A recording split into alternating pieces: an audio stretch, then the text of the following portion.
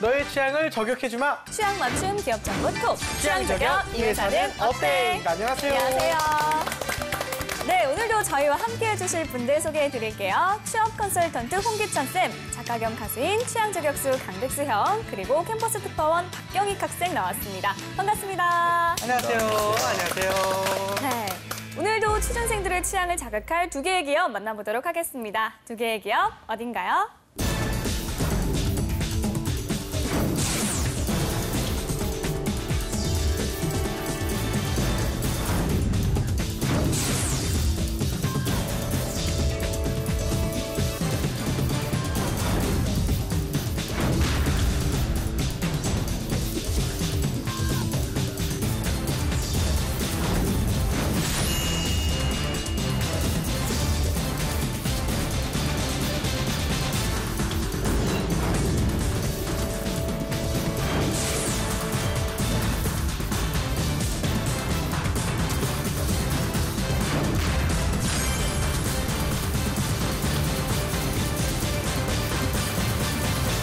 네, 한국전력공사와 한국거래소입니다. 대표적인 공기업인데요. 네. 우리 두 기업의 첫인상을 보미아나운서는 어떠십니까? 일단 두 기업 다 공기업이니까 예. 모든 학생들이 되게 가고 싶어하는 그쵸, 꿈의 꿈의 기업이죠. 기업이죠. 네, 근데 최근엔 또 이제 NCS를 기반으로 좀 채용이 그렇죠. 이루어지고 있다고 들었거든요. 맞습니다. 네. 네. 우리 저 경익 학생은 혹시? 네, 저는 이 두 기업 하면은 네. 그 각자 기업마다 그려지는 모습이 있는데요. 아, 그렇군요. 네, 뭐 어떤 몸으로, 모습이 혹시? 예, 표현하자면은 네. 뭐 한국전력공사 같은 예. 경우는 약간 그러니까 이런 느낌? 약간 맑고 순수한 느낌? 아, 네네. 뭐 한국거래소 같은 네네. 뭐 이미지하면은 약간 네. 되게 아고. 그렇게. 약간 이런 느낌? 진짜? 네, 약간 이런 느낌으로 각자 색이 좀 있는 것 같습니다. 너무 갑자기 꽁트로 들어가지 않았으면 좋겠어요. 훅 들어왔네요. 훅 들어오네요. 예, 알겠습니다. 백수 형은 혹시 어떠세요? 저 꽁트로? 혹시? 갑자기 왜 부담을 주시는 그렇죠. 우리가 흔히 이제 공기업 이제 신이 내린 직장이라고 네네네. 많이 얘기하잖아요. 네. 근데 신이 내린 직장을 넘어서 이제 신이 감춰둔 직장이다. 네, 그렇게 얘기하는데 근데 저는 또 알고 싶은 거는 또 다니다 보면 또 나름의 또 고충이 또 있지 않겠어요? 그렇죠. 네, 그런 부분들도 좀 궁금하기도 하고요. 그렇죠. 우리 경희 학생이 아주 잘 표현을 해줬는데 진짜 사실은 이 방금 말한 그 이미지가 저희 같은 일반인한테도 딱 그렇게 박혀 있긴 해요. 일단은 어느 때보다 좀 취준생들의 관심이 가장 높을 것 같습니다. 홍쌤, 그 한국전력공사를 비롯해서 이제 하반기 공기업 채용이 이제 한창 진행 중이죠? 지금 뭐 한전도 인턴 채용이 진행 중인데요. 네. 선호도가 굉장히 높습니다. 최근에 취업 포털에서 이제 대학생들 한 1000명을 대상으로 해서 선호하는 기업이 어디냐, 가고 싶은 기업이 어디냐 그랬더니 1등이 또 CJ 제일제당이에요. 어이없는 답변 같고 그다음에 2등이 이제 삼성전자고 3등이 이제 한국전력공사. 그리고 이공계들 사이에서는 한전이 항상 1등이니까요. 오늘 이 라이벌 매치는 그러니까 다들 우리나라의 독점 기업이에요. 그래서 뭐 다들 시장을 독점하고 있죠. 근데 어찌 보면은 기업의 환경을 할 수 있는 우리나라 제조업체들이 공장을 돌리기 위해서는 가장 중요한 이 산업 인프라가 전력인데 이런 부분들을 담당하고 있는 국내 공기업. 또 우리나라 기업들이 비즈니스를 진행하기 위해서는 투자 자금을 조달해야 되잖아요. 네. 그런 시장을 진행하고 있는 한국거래소. 그러니까 어찌 보면 우리나라 산업을 전체로 떠받들고 있는 아주 중요한 두 공기업의 모습을 오늘 알아보는 시간이 될 것 같습니다. 네, 알겠습니다. 그렇습니다. 한국전력공사 대 한국거래소 이 두 기업에 대한 학생들의 취향 알아보도록 하겠습니다. 현장 취재는 어땠나요? 네, 이번 인터뷰는 좀 특별하게 네. 제가 저번 주에 네. 워크숍을 갔다 왔거든요. 어디 워크숍이요? 강원도 홍천으로 다녀왔습니다. 네네. 그래서 거기서 되게 재밌게 찍어봤는데 네. 뭐 설문조사를 하면서 네. 이 같은 공기업이더라도 예. 그런 이미지 메이킹이 얼마나 중요한지가 네, 느낄 수 있던 그런 기회였습니다. 알겠습니다. 자, 그럼 친구들의 이야기는 영상을 보고 나누겠습니다. 네, 안녕하십니까. 대학생 특파원 박경익입니다. 물소리가 너무 좋아요. 여러분들 너무 여름 좋네요. 휴가 계획 잘 짜고 망가지는 계신가요? 기분이에요. 저는 오늘 가니까 친구들과 함께 대리만족하고 싶습니다. 이 산 좋고 물 좋은 강원도 홍천에 나와 있습니다. 분위기 봐선 복장이거든요. 한국증권거래소와 뭐야? 전력공사인데요. 자, 우리 학생들은 진짜 무슨 이 소리가 두 기업에 들렸어요. 대해서 어떤 생각을 가지고 있는지 저와 함께 알아보도록 하겠습니다. 자, 혹시 두 기업에 뭐 한 곳에 취직을 하게 된다면은 어느 쪽에 취업하고 싶으세요? 저는 개인적으로 한전보다는 지금 한국 거래소에 취직하고 싶은데 사실 이 거래소. 주식이라는 게 거래소? 머리로 돈 버는 거죠. 저 친구는 문과생인가요? 이과생인가요? 문과생 워렌 버핏 이런 느낌으로 투자의 규제 이런 거 한번 배우고 싶어요. 왜냐하면 투자의 규제. 주식이라는 게 경험과 흐름을 읽어야 가능한 거라고 생각하기 때문에 배워보고 싶은 마음도 평소에 있었고 참 멋있는 것 같아요. 네, 그래서 거래소 취직하고 싶습니다. 제가 얼마 전에 부산행에 봤을 때 공유가 증권가로 알더라고요. 위험해서 펀드 매니저라. 그때 군인한테도 전화하고 또 이제 자기가 아는 사람이 많은 것처럼 하길래 등록되어 있는 사람이 많더라고요. 그래서 증권거래소라 하면은 우선 이제 다방면의 사람들을 많이 알고 있는 사람 그리고 연예계 찌라시도 증권가 찌라시라고 하잖아요. 맞아요. 그런 것처럼 연예계에 대한 소문도 많이 보유하고 있는 곳이라는 생각이 들고요. 저는 그래도 한국전력공사가 좀 더 좋다고 생각을 하는데요. 실컷 거래소 얘기하다가 왜죠? 잘 리액션. 반전이 있는 친구네요. 아까 말했다시피 전력, 가스, 도로 같은 경우는 저희에게 꼭 필요한 것들이잖아요. 그래서 가스공사에 다니는 형이 저에게 영향을 주는 것도 있고 전력이 이제 꼭 필요하다 보니까 거기서 한번 일해보고 싶은 생각은 듭니다. 한국전력공사를 가고 싶죠. 어지러운데요? 제가 사실 증권이나 뭐 금융 쪽에는 잘 알지 못해서 생소한 면도 조금 있고. 무슨 워크숍이길래 이렇게 남학생들만. 그렇죠. 요거 뭐죠? 고등학생 때부터 진짜 시내 아, 차에서 내용을 보면 워크숍인데. 문과생인가 봐요. 네, 맞아요. 그건 안 되지만 국문과생. 취직이 된다면 한전을 가고 싶습니다. 완전. 한국증권거래소를 선택할 것 아, 같은데 근데 되게 다양한 의견이 많이 나오네요. 취업 얘기를 할 때 뭐 신의 직장 중 하나다, 뭐 연봉이 높다 이런 긍정적인 말들을 한국전력공사에 비해서 좀 많이 들어가지고 거기 취업하고 싶어요. 네, 학생들의 선호도 알아봤고요. 결과가 궁금합니다. 네. 지난주 화요일 날 제가 월요일, 화요일 이렇게 워크숍 다녀왔는데 그 함께 했던 친구들이랑 또 중앙대 캠퍼스 학우들 이렇게 해서 약 30명 정도 그 선호도 조사를 해봤는데요. 네. 조사해봤는데요. 네. 결과는 짜자잔! 자, 압도적이네요. 네, 정말 한국거래소 네. 9대 한국전력공사 21 이렇게 해서 압도적인 승리를 거뒀습니다. 아, 그렇군요. 진짜 요런 정말 많은 표 차이가 나게 된 이유가 좀 무엇이라 생각하세요? 그 우선 한국전력과 같은 경우는 예. 아까 말했던 것처럼 뭐 신의 직장, 아니면 뭐 꿈의 직장, 뭐 철밥통 네. 이런 이미지가 있는 철밥통. 것처럼 이미 학생들한테 그런 안정적인 이미지가 있기 때문에 뭐 실질적으로 어떤 네. 일을 하는지 잘 아, 몰라도 어떤 일을 하는지 잘 되게 몰라. 안정적일 것 같다라는 그렇죠. 네, 그런 느낌을 많이 주고 있고 안정적이라는 의견. 또 한국거래소 같은 경우는 네. 증권 시장에 대한 네. 뭐 어둠의 세계? 약간 이런 모습을 많이 봐서 그런지 살짝 부정적인 이미지도 돼 있고 호불호가 딱 갈리는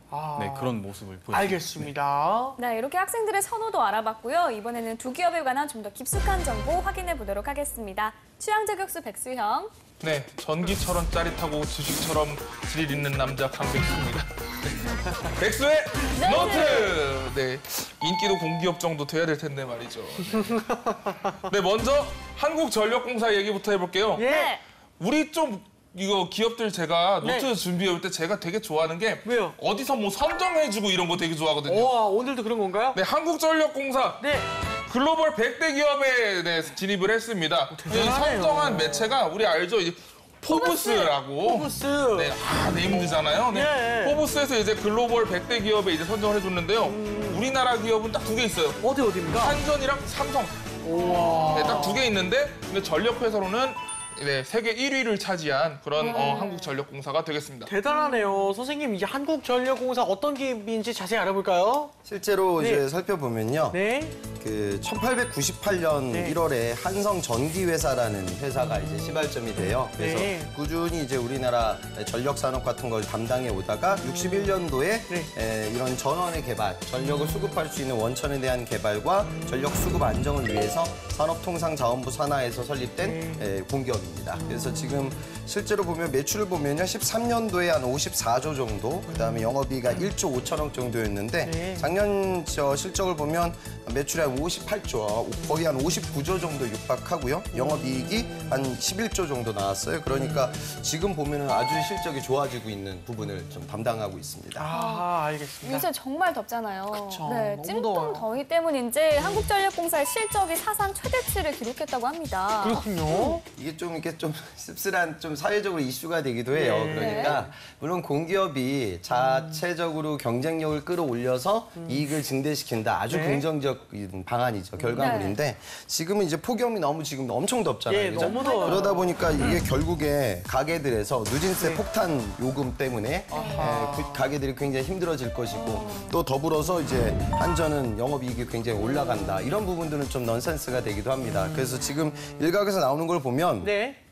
우리나라 전기 사용량을 보면 가정용에서 쓰는 것이 있고 기업에서 쓰는 산업용이 있겠죠. 산업용이 한 55%, 가정용은 한 13% 정도 수준이에요. 그다음에 지금 10년부터 14년 동안 그러면 최근의 추세는 어떻게 되고 있냐. 산업용의 소비량은 40% 정도 급증했는데 가정용은 사실 0.5%밖에 성장이 없었어요. 그러면 다시 말해 산업용을 많이 쓰고 또 산업용의 그 증가세도 높은 상황인데 산업용에는 누진세를 적용하지 않고 가정용에만 누진세를 제공해서 최고 한 11.7, 한 12배 정도의 살인적인 누진율을 적용이 된다. 야당 쪽에서 이런 얘기를 해요. 물론 이거는 찬반이 갈립니다. 왜 그러냐면 결국에는 이제 산업용을 우리가 사회적으로 깎아주는 이유는 있죠. 그러니까 우리나라는 이제 산업의 근간이 제조업이고 결국 이런 수출 주도형 성장을 해왔으니 예전부터 이제 대기업들을 쉽게 말해 좀 밀어주는 거예요. 그러니까 밀어주는 이유는 그 밀음을 받고 글로벌 시장에 나가서 이제 더 많은 달러라든가 부가가치를 창출하라 이런 논리였는데 아무래도 그런 게 있다 하더라도 좀 일부분은 좀 사회적으로 지금 논란이 되고 있습니다. 알겠습니다. 다음 장도 한번 볼게요. 네. 방금 좀 말씀을 드렸지만 연일 이제 계속되는 폭염에 이제 전력 대란이 일어나고 있어요. 네. 그래서 막 블랙아웃이 걱정되기도 하는데 한국전력공사는 이에 신재생 에너지 개발을 해결책으로 이제 내어놓고 있습니다. 그렇군요. 네, 이제 태양광 또 전기차 이런 이제 미래 에너지들을 개발하는데 이제 박차를 가하고 있다고 하네요. 알겠습니다. 그 미래 경쟁력을 위해서 이제 중요한 부분인데요. 그 친환경 에너지와 관련해서 이제 국내뿐 아니라 해외까지 이제 사업이 좀 많이 활발하다 이런데요. 네, 국내 시장에서 독점 기업이니까 여기서보다는 이제 해외 시장을 지금 보고 있습니다. 실제로 보면 사우디, 베트남, 이집트, 체코 이런 국가들의 맞춤식 마케팅 활동을 현재 지금 전개하고 있고요. 최근 실적을 보면 100% 지분을 보유한 단독 사업자로서 요르단 쪽에 푸제이즈 풍력 발전 또 이런 건설의 운영 산업에도 최종 낙찰자로 선정이 됐고요. 18년부터 이제 18년 4분기 정도에 준공 예정이라고 해요. 그래서 이제 국내 시장을 뛰어넘어 이렇게 신흥 시장의 재생에너지 또 전력에너지, 원자력 이런 부분에 투자를 하고 있는 기업이다 이렇게 보시면 되겠습니다. 알겠습니다. 네, 알겠습니다. 이번에 한국거래소에 대해서 알아보겠습니다. 백수영. 몇 위 이런 거 참 제가 좋아하는데요. 그렇죠. 네. 한국거래소 시가총액이 세계 증권시장의 14위라고 합니다. 야, 네, 1956년 저희 아버지랑 동갑이에요. 네, 명동에다가 문을 열어서 올해로 이제 환갑을 맞았습니다. 아버지 환갑 축하드리고요. 네. 60주년을 맞았다고 하네요. 그렇죠. 환갑이니까요. 그렇죠. 알겠습니다. 세계 시장 규모가 굉장히 상당한데 한국거래소는 좀 어떤 기업인가요, 선생님? 세계 시장 규모가 14위라는 건 사실은 조금 더 올라가야겠죠. 우리나라 경제 규모로 따져보면은 그거보다는 조금 아래거든요. 그러니까 그걸 우리가 뭐라고 하냐면 코리아 디스카운트 뭐 이런 얘기합니다. 그러니까 저 주식시장 자체가 그러니까 우리나라의 주요 그 글로벌 기업들이 해외 시장에 상장이 되면 시가총액이 훨씬 더 올라갈 거다 뭐 이렇게 보기도 하거든요. 그래서 그건 우리나라 좀 정치적인 부분이라든가 또 남북 관계 뭐 그런 부분들이 같이 부합돼 있습니다. 지금 우리가 이야기하고 있는 한국거래소는요. 한국증권거래소와 코스닥 시장, 그다음에 한국선물거래소 그리고 코스닥 위원회가 다 합병된 통합거래소라고 우리가 얘기를 해요. 그래서 영어로는 이제 코리아 엑스체인지라고 해서 KRX로 우리가 표기를 하고 있습니다. 그래서 거래소는 주식, 그다음에 채권, 그리고 상장지수 펀드, 그다음에 상장지수 증권, 그리고 파생상품 등을 거래하는 이 종합거래소 시장을 지금 담당하고 있습니다. 단일 기업이라기보다 여러분들 관점에서는 국내에 여러분들이 코스닥, 코스피, 코넥스 이런 주식시장 자체를 담당하고 있는 기관이다. 그런 공기업이다. 이렇게 보시면 되겠습니다. 알겠습니다. 최근에 거래 시간이 30분 더 연장이 됐죠? 실제로 이제 30분 정도 연장이 됐어요. 그래서 증시시장은 사실 변화가 그렇게 많지 않거든요. 예전에 2000년에 점심시간이 이제 점심시간 휴장이 있었는데 그게 폐지가 됐거든요. 그리고 이제 16년 만에 또 다른 거래 시간의 변화, 30분 늘어난 겁니다. 그래서 이유는 이제 증권시장을 더 활성화시키기 위한 노력으로 생각하면 되겠죠. 그런데 지금은 이제 모르겠습니다. 도입 초기라서 그런지 요즘 뭐 사드라든가 국제 정세, 여러분들 이 증시시장은 우리나라 자본으로만 흘러가는 건 아니에요. 글로벌 시장하고 다 커플링, 동조화돼 있는데 그런 부분들 때문에 아직은 그다지 큰 효과가 나오고 있지는 않은데 좀 더 지켜봐야 될 부분이 될 것 같습니다. 알겠습니다. 백스의 노트 다음 장도 확인해 보도록 하겠습니다. 요즘 한국 거래소의 지주회사 전환이 완전 뜨거운 감자라고 합니다. 완전 핫 이슈예요. 근데 20대 국회에서 처리가 될 예정인데 지금 찬반 의견이 굉장히 분분해요. 그래요. 이런 핫 이슈를 우리가 무슨 내용인지 알아야 되지 않겠습니까? 알아야 됩니다. 그렇죠. 예, 근데 그거를 이제 아무래도 이제 싱어송라이터인 저보다는 이제 취업 컨설턴트 홍기찬 선생님께서 설명해 주시는 게 훨씬 더 좋지 않을까요? 훨씬 더 좋습니다. 자, 그럼 지주사 전환이 무엇인지 좀 자세히 설명 부탁드립니다. 그 한국 거래소를 지주회사로 전환을 하는 거예요. 그럼 그 밑 내부 원래 조직이라고 할 수 있었던 유가증권시장, 코스닥, 그리고 파생상품 시장 같은 것들을 각 지주사의 자회사로 이제 운영하는 겁니다. 그럼 여러분들 보면은 그게 무슨 그렇게 큰 차이가 있을까? 어차피 똑같은 업무가 구조만 바뀐 채 돌아가는 거 아니야? 근데 실제로 엄청나게 큰 변화예요. 그러면 이제 자회사들끼리 경쟁을 하게 되거든요. 그러니까 지금은 코스닥과 코스피는 경쟁이라기보다는 그냥 뭐 너는 너, 나는 나 이런 시장의 개념이었는데 각기 시장들의 경쟁을 유도하게 되면 지금 우리나라 주식시장이 좀 침체되고 있어요. 그러니까 상장을 안 하는 기업들이 생깁니다. 그러니까 과거에는 내가 어느 정도 기업을 일궜어요. 그래서 규모가 더 커지면 투자를 많이 받아서 그 돈 가지고 비즈니스를 더 크게 해야 된다. 그래서 코스피, 코스닥에 상장을 하고 또 거기서 우리 시쳇말로 좀 대박을 치는 투자자들이 나오고 이런 성공 모델들이 있었는데 요즘은 그런 부분들이 좀 침체기예요. 실제로 상장을 안 하고 그냥 유한회사식으로 쭉 가는 기업들이 생기거든요. 그러다 보니까 주식시장 자체를 이제는 양성화시켜야 된다. 그래서 고여있는 물이 아니라 내부적 경쟁을 유도할 수 있는 체제의 변화가 생겨야 한다. 그런 관점에서 이야기가 나오고 있어요. 실제로 OECD 한 24개국 중에 우리나라하고 슬로바키아를 제외한 모든 나라가 이미 전환이 돼 있습니다. 그래서 우리도 이 부분을 따라가야 한다. 이런 움직임이 지금 있죠. 알겠습니다. 자회사들 경쟁력이 높아질 수 있겠네요. 네. 자, 이번에 학생들의 궁금증을 들어보도록 하겠습니다. 화면으로 만나보시죠.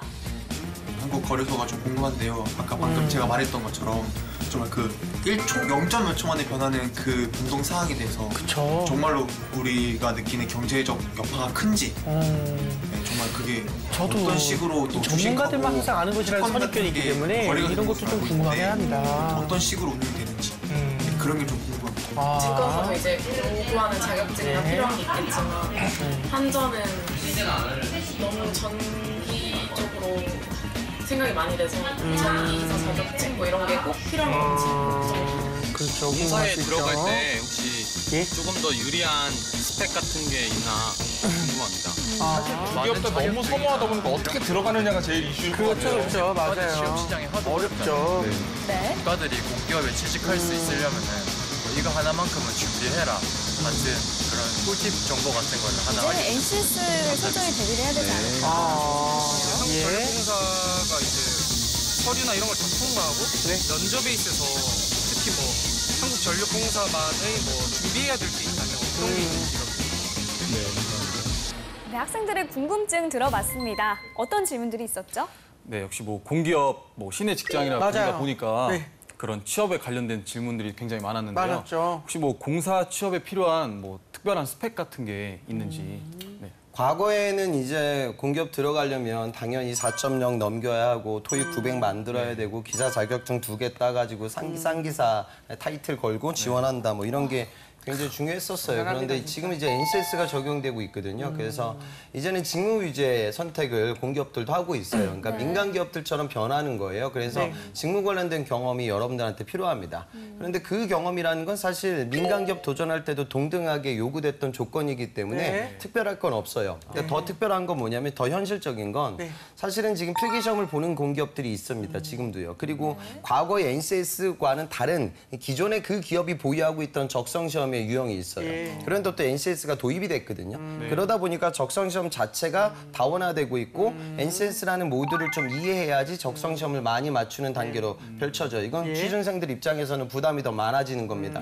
하지만 스펙을 안 보는 긍정적 요인들이 있고요. 면접장에서도 과거에는 공기업 면접은 아주 다분히 인성적인 부분들만 건드렸는데 이제 직무와 관련된 경험을 공기업들도 이해하기 위한 그런 과정을 좀 펼쳐지고 있다. 그러니까 직무 위주의 접근과 적성 시험 자체의 조금 기술적인 부분에 대한 투자가 이제는 중요하다. 그 부분을 이해하셔야 됩니다. 알겠습니다. 자, 또 다른 질문도 있을까요? 네, 그리고 뭐 취업하면 항상 우리 문과생들이 좀 걸리는데 한국전력공사만 하더라도 뭔가 좀 이공계 계열 이제 친구들이 더 취업이 잘 될 것 같고 그런 것들이 있는데 뭐 아까 NCS 이런 것도 말씀해 주시긴 하셨지만 뭐 어떤 것을 뭐 문과생들은 또 무엇을 준비해야 되는지 그런 게 오히려 문과생들은 특별한 건 없어요. 그런데 지금 가산점을 주는 기업들이 있거든요. 아직도 뭐 컴퓨터 자격증이나 한국사 자격증 가산점. 그러니까 주는 가산점은 여러분들이 챙기셔야 되고요. 또 공대생들 같은 경우에는 기사 자격증에 대한 가산점이 있는 공기업들이 지금도 있고 또 중요한 거는 전기 관련돼서 기사 따기 위해서 공부했던 그 내용들이 필기에서도 출제가 돼요. 그러니까 여기는 이제 민간 기업과는 다르게 아직도 좀 공부해야 될 부분들, 만들어야 될 그런 좀 준비 과정들이 필요하다. 그렇게 느끼시는 게 좋습니다. 알겠습니다. 자, 또 다른 질문도 해볼까요? 네, 뭐 마지막 질문인데요. 그 한전과 같은 경우는 제가 막 인터넷에서 찾아봤을 때 오히려 이런 자소서나 서류 이런 것보다 자격증을 더 우선시 본다고 했는데 자, 실제로 그런 뭐 한국거래소나 한전 뭐 전기나 금융과 관련된 자격증이 실질적으로 필요한 건지 궁금해요. 실제로 이제 한국전력공사 같은 경우에는 아마 취업 활동한 친구도 알 텐데 서류가 정말 잘 붙어요. 그러니까 이제 기회를 많이 줍니다. 기회를 보고 이제 시험 볼 수 있게 기회를 주고 그 시험에서 이제 올라가냐 안 올라가냐 여기가 관건이기 때문에 저는 오히려 좀 그 말씀을 드리고 싶어요. NCS가 접근이 되면서 사실은 예전에는 민간 기업 최고 클래스, 그러니까 현대자동차, 삼성전자 가는 친구들하고요. 한전 가는 친구들은 다른 아이들이었어요. 그러니까 여기 친구들은 스펙을 굉장히 높게 만들어냈었고 다년간의 공부를 이미 했던 아이들이고요. 민간 기업 가는 친구들은 그런 건 없어요. 그냥 뭐 프로젝트 몇 번 하고 인턴 정도 하고 취업을 했었죠. 그런데 NCS가 적용이 되니까 이제는 민간 기업을 도전했던 친구들도 공기업으로 넘어갈 수가 있고요. 공기업을 도전했던 친구들도 NCS를 쓰니까 그 준비 과정을 통해서 또 민간 기업을 도전하게 돼요. 그런 오판은 하지 말았으면 좋겠어요. 솔직한 얘기로 삼성전자 들어가기가 어렵겠습니까? 한전 들어가기가 어렵겠습니까? 한전 들어가기가 더 어렵죠, 당연히. 조금 뽑으니까. 그리고 이제 선호도는 되게 높으니까. 근데 요즘은 그런 것 같아요. 요즘 공무원 시험에 대한 인기가 사회적으로 문제가 될 만큼이나 올라가고 있죠. 안정적인 삶에 대한 청년들의 그 니즈가 굉장히 강해요. 그러니까 물론 여러분들 중에 나는 공기업에 갈 만한 이유나 명확한 직무에 대한 고민을 하고 도전하는 친구들은 좋은데 야, 이거 민간 기업은 뭐 여자 안 뽑는 데더라. 뭐 문과 안 뽑는 데더라. 학교 안 좋으면 차별한 데더라. 근데 공기업은 이제 NCS 때문에 차별을 안 하니까 나는 공기업에 몰입을 해야지. 그건 별로 좋은 전략이 아니에요. 그러니까 어차피 들어가기 힘들단 말이죠. 그러니까 이 두 마리 토끼를 어찌 보면은 경우에 따라 다를 거예요. 그러니까 여러분들 방송 보는 분들 중에 한 분야에 집중해야 될 부분들도 있겠지만 지금은 오히려 그 진입장벽이 과거에는 채용 전형 때문에 존재하던 그 장벽이 낮아졌으니 여튼 여러분들의 관점에서 확률을 높일 수 있는 그런 의사결정과 도전이 이루어져야 한다. 그 부분을 좀 이해하셨으면 좋겠습니다. 알겠습니다. 네, 알겠습니다. 백수영 질문 하나 해주세요. 올 것이 많네요. 드디어 이 선호도 높은 한전과 한국거래소 정말 궁금하네요. 연봉 어떻게 되나요? 진짜 궁금한데 이거는. 그 한전 같은 경우에는 저 사원급 평균으로 봤을 때 한 3,170만 원 정도, 3,170. 거래소가 한 3,460 정도. 그러니까 금융공기업 쪽이 예전보다 연봉이 좀 내려가는 거예요. 그러니까 실제로 이제 사회적으로 좀 문제가 좀 됐었거든요. 그래도 공기업이라는 부분을 생각하면 연봉 수준은 높은 편이죠. 공기업도 똑같이 인센티브나 그런 게 다 있는 건가요? 근데 이제 그 탄력성이라는 부분은 민간 기업만은 못할 겁니다. 아, 그렇군요. 알겠습니다. 자, 이외에도 이제 두 기업에 대한 한간의 소문 카더라도 알아보겠습니다. 백수영. 네.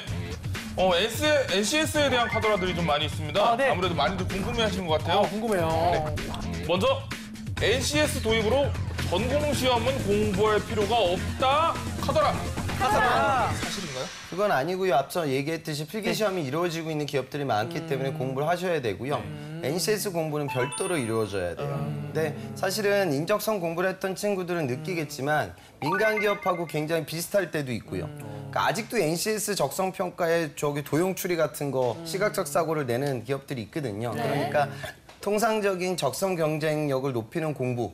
그리고 NCS는 약간의 그 색깔이 좀 다르다고 할까요? 그러니까 과거의 자료 해석은 그냥 단순 자료 독해예요. 그러니까 데이터를 보여줄 때 무슨 뭐 연도별, 국가별 어떤 산업 데이터 같은 걸 보여주는데 이제 NCS는 그렇게 상관없는 데이터를 보여주는 게 아니라 내가 만약에 뭐 심평원을 도전한다라고 하면 건강심사와 관련된 의료보험공단과 관련된 데이터 같은 걸 줘요. 그러니까 그 색깔이 더 여러분들 직무와 간접적으로, 그러니까 직접적으로 연결될 수 있게끔 진화하고 있어요. 그러니까 적성 시험이 어찌 보면은 난이도는 어렵지 않거든요. 난이도는 어렵지 않지만 그 형식의 구색과 내용과 콘텐츠가 직무적으로 변환되고 있다. 그런 것들을 눈에 좀 익히긴 하셔야 되거든요. 그 정도의 공부는 병행이 돼야 됩니다. 알겠습니다. 자, 또 다른 카드라도 알아볼까요? NCS로 인해 직무 관련 경험이 없으면 취업이 어렵다. 카더라. 사실인가요? 실제로 좀 그렇게 되죠. 그러니까 면접장 가서도 그 직무와 관련된 날리지, 그 지식, 그다음에 기술, 애티튜드 이런 것들을 확인을 해요. 그런데 저는 취업 준비하는 친구들이 좀 알아야 할 부분은 물론 NCS 홈페이지에 들어가 보면 각기 직무들에 대해서 내가 알아야 할 지식과 향후 공부해야 될 계획이 정확하게 나와 있어요. 그래서 여러분들이 그런 부분들을 보면서 자소서를 써야 하고 또 면접장도 가서도 숙지를 하고 있어야 돼요. 근데 또 한 가지 중요한 건 너무 부담을 갖지 마세요. 경력사원을 뽑는 건 아니고 신입사원을 뽑는 거고 제가 늘상 강조하지만 완성형의 직무 경험보다는 삶의 궤적을 보는 거니까 내가 좀 비슷한 경험들 했던 이력들이나 관심도를 자소서나 면접장에서 녹여내는 게 중요하고요.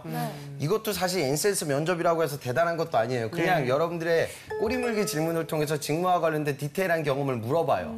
과거에는 아주 그냥 인성적인 이야기도 아버님 무슨 일 하시냐, 집안은 가훈이 뭐냐, 존경하는 인물이 뭐냐 뭐 이런 걸 공기업에서 많이 물었다 하면 이제는 그런 것들이 아니라 민간 기업처럼 무슨 프로젝트 진행했다라고 하면 그때 프로젝트로 직무적으로 너는 뭘 배웠어?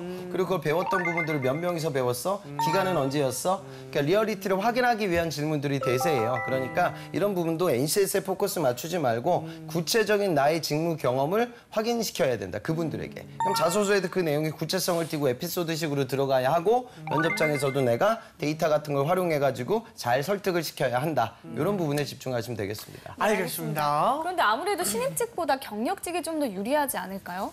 사실 그런 것도 없지 않아요. 사실이에요. 그래서 지금 어찌 보면 과거에는 이제 이런 채용이 없을 때는 그냥 뭐 마치 우리가 공무원 시험 보듯이 시험 보고 가는 거니까 그 시험을 떨어졌던 친구들이 들어올 수가 없었는데 이제는 민간 기업이든 비슷한 어떤 공공기관이 단체 협회 이런 데서 업무를 진행했던 친구들이 면접이라든가 NCS 시험 자체를 잘 봐요.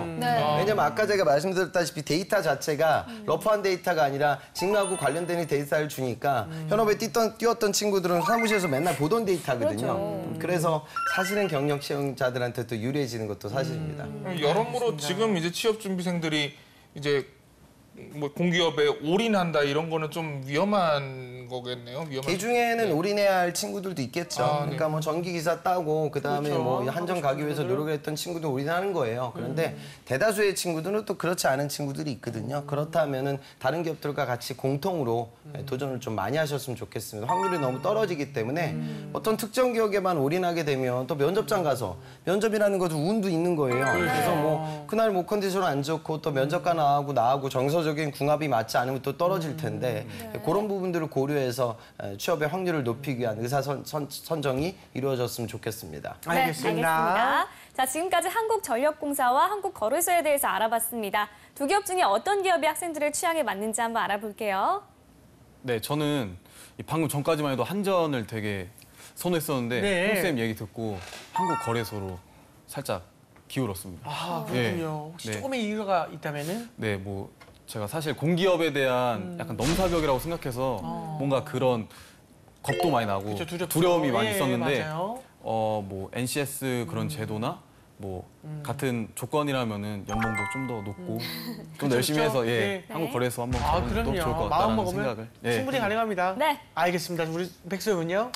사실 오늘은 둘 다 이제 워낙에 뭐 선호받는 기업들이기 때문에 제가 선택하는 게 뭐 큰 의미가 있을까? 뭐 평소에도 뭐 별로 없었지만 제 선택이 뭐. 근데 그래서 어차피 뭐 여러분들은 두 기업 다 선호하실 텐데 저는 그냥 한국전력공사가 누진세 좀 낮춰주셨으면 하는 의미에서 한국거래소를 좀 선택하고 싶습니다. 그렇군요. 이 대기업들이 이제 대기업들을 위해서 뭐 이렇게 감면해주고 막 이런 것도 좋은데 거기 다니는 사람들도 전부 다 집에 가면 또 에어컨 켜야 되거든요. 그렇죠. 그래야지 이제 다음날 또 일도 열심히 하고 할 수 있는 거거든요. 맞습니다. 에너지 알겠습니다. 빈곤증을 위한 대책이 좀 필요할 것 같습니다. 맞아요. 자, 마지막으로 이제 두 기업에 취업하기 위한 신의 한 수 홍쌤의 팁 알려 부탁드립니다. 공기업 도전하는 분들한테 좀 드리고 싶은 메시지는 그거예요. 아마 매스컴에서 한번 봤을 거예요. 관료 집단의 이기주의. 이런 건 어떤 거냐면 내가 만약에 우리 회사에서 일을 해요. 그리고 한 2년 정도 일을 하다 보면은 그 업무를 정확하게 알게 되겠죠. 그럼 있지도 않은 일을 하나 만들어요.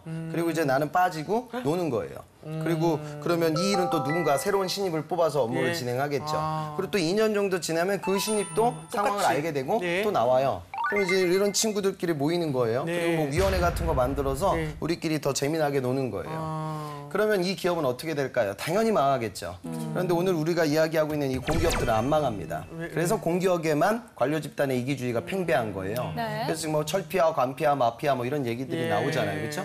이런 부분들을 계도하기 위해서 공기업들이 뭐 일부 민영화되는 기업들도 있고 내부 혁신을 통해서 이익을 높이게 한 작업을 해요. 저는 한전의 그런 좀 이익이 굉장히 좋아지는 부분은 긍정적인 요인이라고 생각을 합니다. 우리나라 많은 공기업들이 지금 부채가 어마어마하거든요. 하지만 또 그런 부분들을 하다 보면은 아까 누진세 관련된 또 노이즈가 생겨요. 그래서 공기업을 생각하는 분들이라고 하면 이런 현안들을 아셔야겠죠. 정답이 있는 건 아니에요. 하지만 이런 이슈들이 민간 기업에는 없고 왜 공기업에 생기고 또 공기업들이 그런 고민거리들을 풀어나가기 위해서 공기업 선배들이 무슨 고민을 하고 있는지 그런 부분들을 좀 이해하시면 나중에 면접장 가서 대화가 부드러워질 거예요. 그래서 관련 좀 내용들과 시류를 정확하게 파악하셨으면 좋겠습니다. 네, 알겠습니다. 오늘 취향 저격은 여기까지 하고요. 저희는 다음 시간에 다시 찾아오겠습니다. 감사합니다.